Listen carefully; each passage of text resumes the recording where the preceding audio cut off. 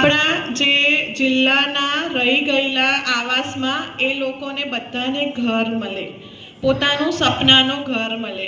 પેલા એન્કર સાહેબે કીધું તેમ, એટલે જે તમને લોકોને મળી ગયા છે, પણ તમારી આજુબાજુ જે લોકો રહી ગયા છે તેમને મદદ કરશો ને? કે મને મળ્યું તમારે ચાલશે એવું કરશો? શું કહેશો? મદદ કરશો? મદદ કરશો ને?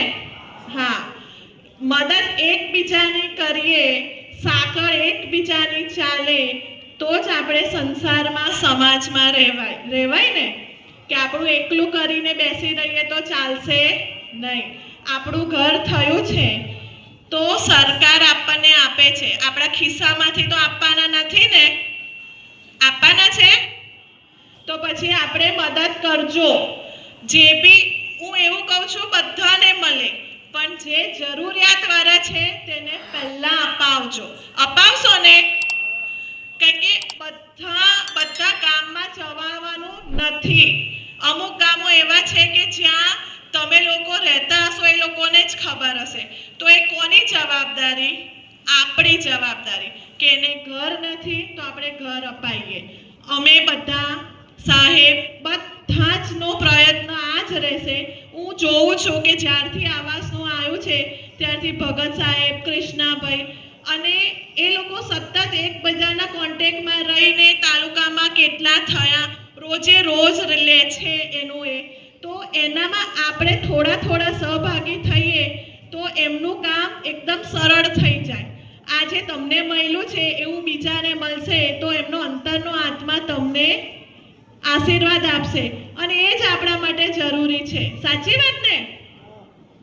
જો એમાં બી થાકે છે, હા નહીં બોલાતું. સાચી વાત? અને ખાસ બહેનોના નામે લેજો.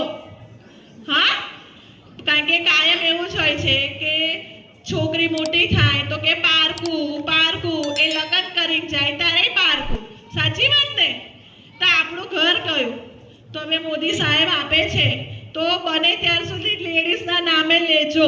મારી રિક્વેસ્ટ છે, અમારા બધાની એ રિક્વેસ્ટ છે કે મહિલાના નામે લેશો તો બહુ સારું રહેશે.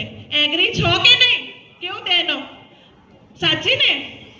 હા, પછી એવું ના કે ભાઈ મારું ઘર છે નીકળો, એટલે બહેનોના નામે લેજો, એટલે કોઈ એવું ના કહે.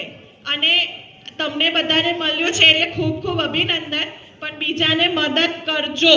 જે સાહેબે કીધું એટલું બધું લિબરલ રાખ્યું છે કે દર વખતે એવું હોય છે કે તમારે અમુક જે તમારા કાગળિયા ખૂટતા હોય છે એમાં અટકી જવાય છે, પણ આ વખતે એ લોકોએ એટલું બધું સારું રાખ્યું છે કે આટલો બધો સપોર્ટ એમના તરફથી થતો હોય તો પછી બધા જે જરૂરિયાત છે બધા ઘર અપાવજો જ. અપાવશો ને? હા, જે ના પાડે ને તો ડાયરેક્ટ કોન્ટેક્ટ કરજો, અમને મળજો, અબુ દાદાને મળજો, જયંતિભાઈને મળજો, મને બી મળજો. મળશો ને? જ્યાં કંઈ અટકો ત્યાં અમને બોલાવજો. ચાલો, જય માતાજી.